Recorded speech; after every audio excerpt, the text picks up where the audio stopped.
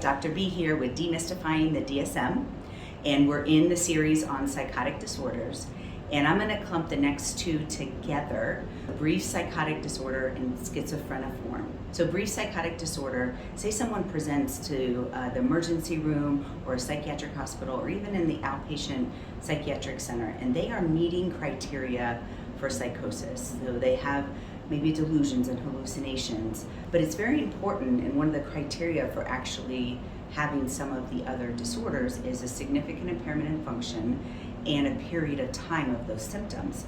So oftentimes we'll put as the diagnosis, the treating diagnosis, brief psychotic disorder, really hoping that it's brief.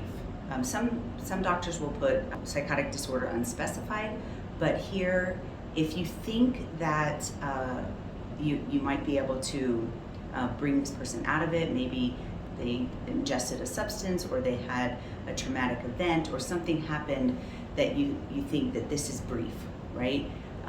It's short-lived, we're going to be able to treat them, and they're not going to have a chronic condition.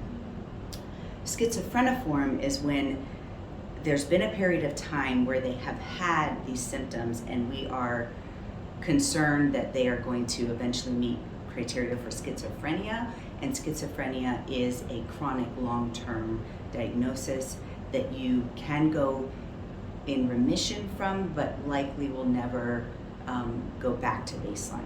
So in brief psychotic disorder, it's kind of that diagnosis that we put anybody coming in, no mental health history, and they are having a psychotic episode, and we are hoping that it is brief.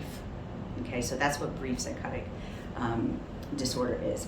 The schizophreniform is, they don't quite meet criteria for schizophrenia right now, but the likelihood is pretty high. And this happens when somebody young comes in right at that age where schizophrenia typically develops, and we have not been able to really put them into remission quickly, that we put schizophreniform disorder there. So those are kind of, you don't see these chronically. You'll see these diagnoses often if you work in a crisis center or like an emergency room where we don't, there's not time. Sometimes we need time. A lot of people read this book and they say, oh, if someone meets these criteria, they're this. And a lot of times, and I tell this to my students all the time, we need time.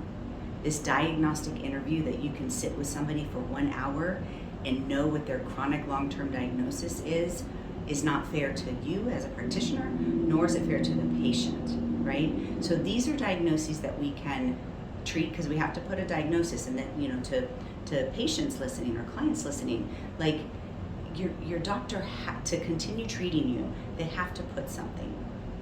Otherwise your insurance won't cover it, and those kinds of things. And so these are diagnoses that we can use to say, we hope this is brief, but these are the symptoms that we are treating.